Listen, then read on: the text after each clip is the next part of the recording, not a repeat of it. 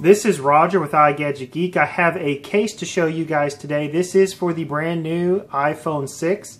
This is from Spigen. It is their Tough Armor. So you can see for the iPhone 6 4.7 inch.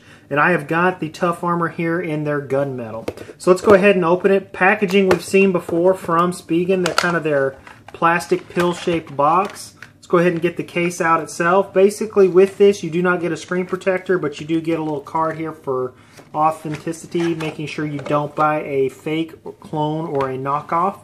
Now, as far as price, you can get this from Spigen's website for $34.99, or you can head on over to Amazon and purchase this directly from Amazon. Now, what you want to make sure when buying this case from Amazon, you want to make sure that the one you're buying says sold by Spigen Inc. and fulfilled by Amazon. That way you are assured you're not getting a knockoff. This case will set you back $20 on Amazon.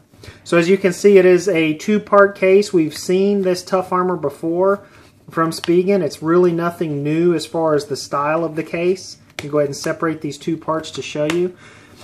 Like I mentioned, you have your inner layer of TPU and then this outer layer of polycarbonate that's available in a couple of different colors. I picked up the gunmetal. You can pick it up in white, gunmetal, the gold color, black. I personally kind of like this gunmetal, so I went ahead and picked this one up. Let's go ahead and put the two pieces back together. So you just want to make sure you've snapped that TPU and the polycarbonate kind of snap together.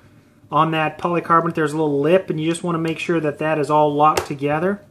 So here is my silver iPhone 6. I like to start button side first. Just snap it into place and then push the other side down.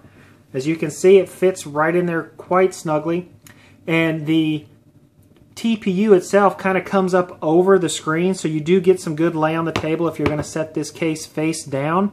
And it actually, going to be hard to show on camera, but the TPU kind of meets with that curve of the glass of the iPhone 6. So as you see right here on the bottom, we have a nice cutout here for your headphone jack, your microphone, your sync and charge port, and then your main speaker here.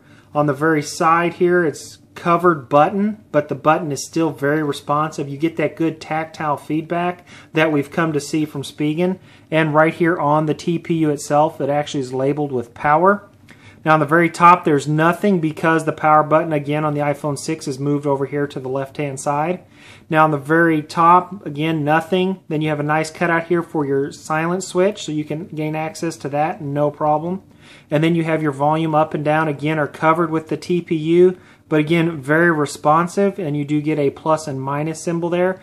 And then if you look right here on the very back, you have a nice cutout here for your Apple logo to be able to show that off, and kind of a pill cutout here for your camera, secondary mic, and that two-tone flash that Apple puts on there. And one of the other cool things I want to show you here on the back is you get these little feet on the four corners. So if you lay this on its back, you're not going to scratch up that polycarbonate. It's actually going to rest on those 4 feet. So it's going to give you some protection, keep this polycarbonate scratch-free and looking new.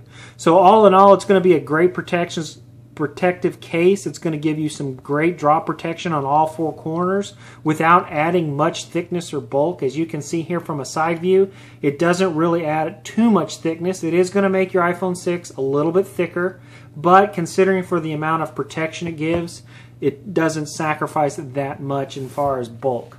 So that's been my quick little review of the Spigen Tough Armor case for the iPhone 6, and this has been Roger with iGadget Geek.